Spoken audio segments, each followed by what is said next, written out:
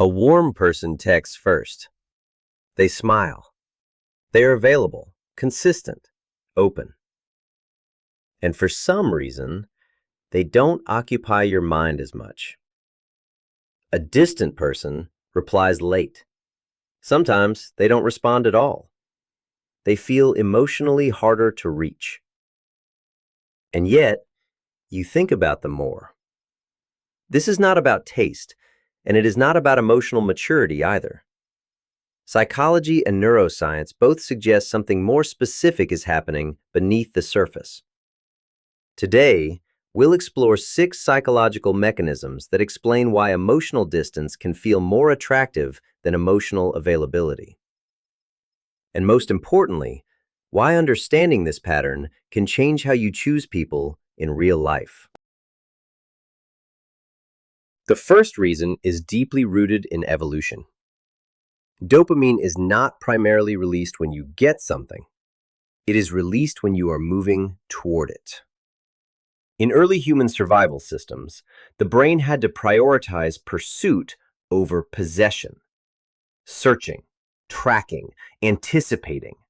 From a neurobiological perspective, the reward system is more activated by uncertainty than by completion. When something is easily available, the brain registers it as already solved. And once something is predictable, the dopamine response naturally decreases. This is not about romance or personality. It is about how attention systems evolve to function. Effort signals value to the brain. Not because effort is good, but because effort historically meant importance.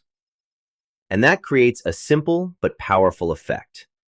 When something is too predictable, the brain stops chasing it in the same way. The second reason comes from a principle often discussed in behavioral economics. Scarcity changes perceived value.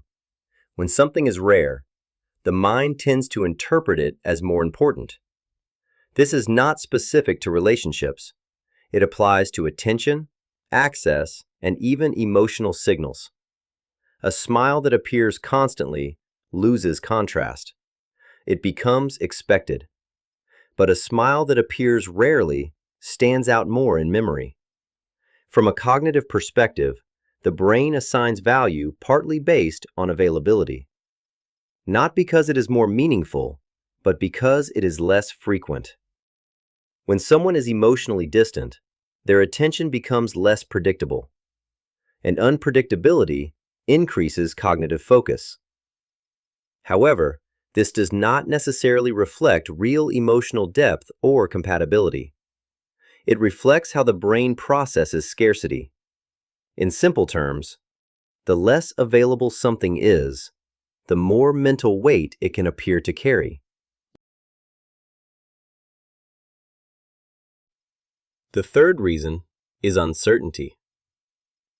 The human brain is uncomfortable with incomplete information. When someone is emotionally clear, the mind relaxes.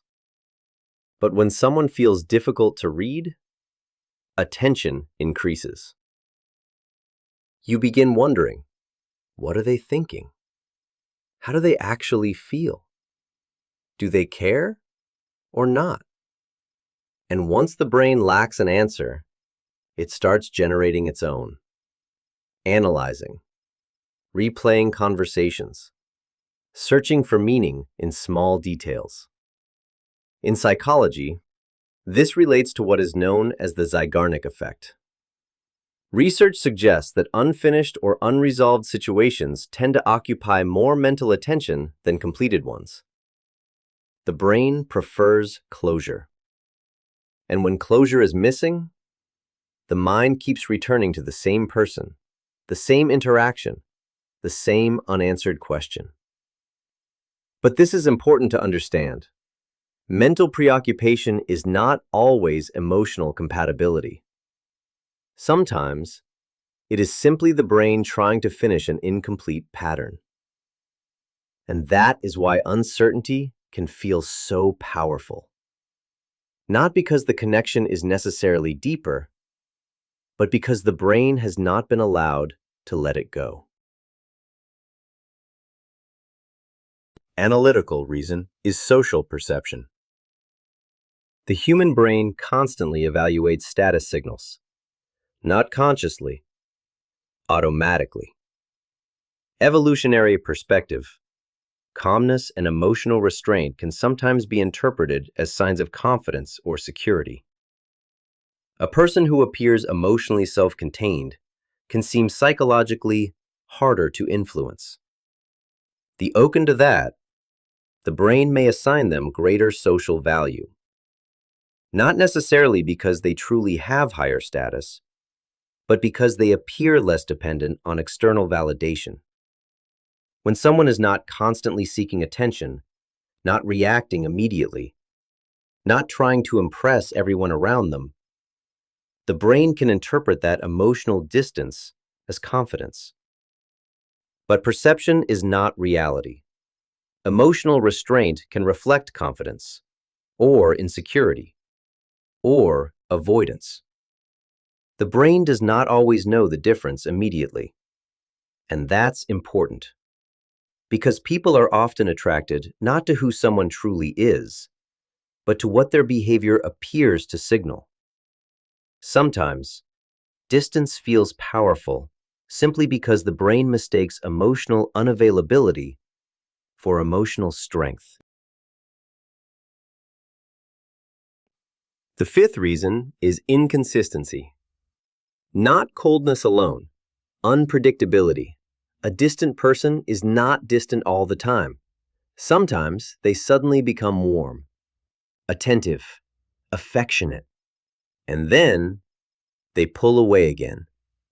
From a behavioral psychology perspective, unpredictable rewards tend to hold attention more strongly than predictable ones. This principle was explored in the work of psychologist B.F. Skinner through reinforcement experiments in the mid-20th century. When the reward is inconsistent, the brain keeps anticipating the next positive moment, the next reply, the next moment of closeness, the next sign of affection. And anticipation is one of the strongest drivers of attention. Modern platforms use similar engagement mechanics: notifications, variable rewards, unpredictable feedback. But it is important not to romanticize this dynamic. Emotional inconsistency can feel intensely stimulating, while still being psychologically unhealthy over time. Because the brain can confuse emotional unpredictability with emotional significance, even when the connection itself is unstable. The sixth reason is projection. The less we know about someone, the more space the mind has to imagine. Some people reveal themselves slowly. They speak little about their emotions, little about their intentions, little about who they truly are. And the brain dislikes empty space, so it starts filling the gaps on its own. Hope becomes interpretation. Silence becomes mystery. Distance becomes depth. In psychology, this is often described as projection, attributing qualities, intentions, or emotions to another person that originate partly from our own expectations. Over time, a person can begin falling in love not with who someone actually is, but with the version created inside their own mind. And that imagined version can feel incredibly real. But eventually, reality catches up.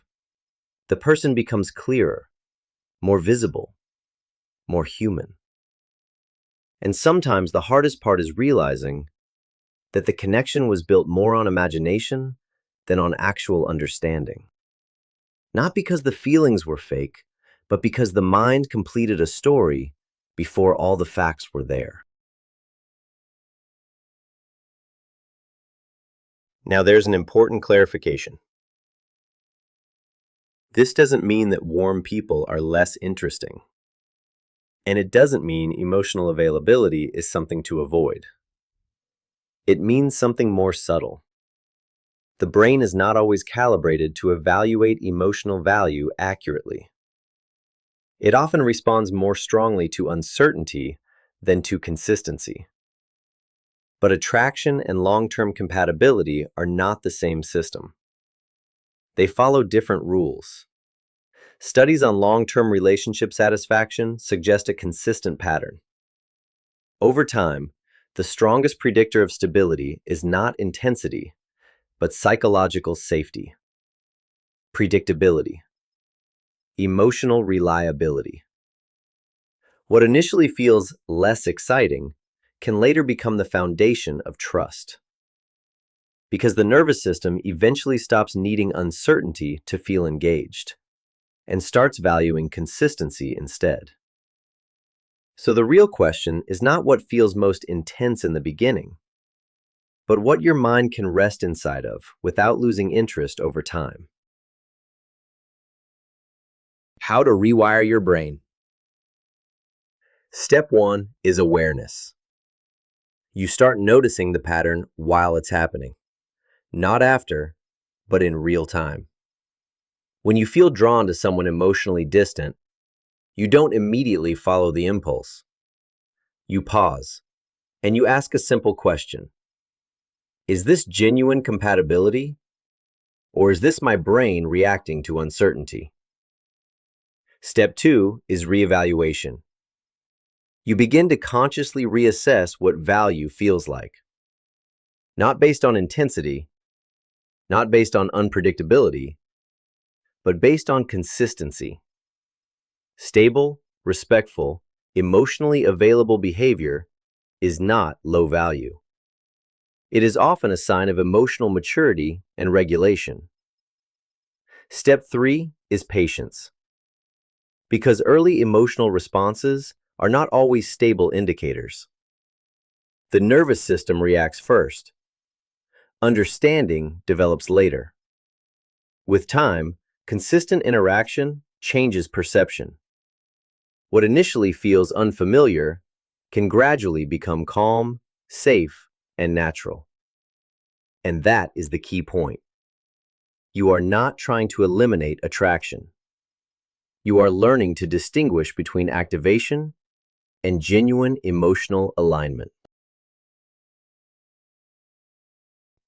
So when someone feels more attractive because they are distant, it is not necessarily because they are better. It is because the brain is reacting to a familiar pattern, a system built to prioritize pursuit over certainty, not truth, but interpretation.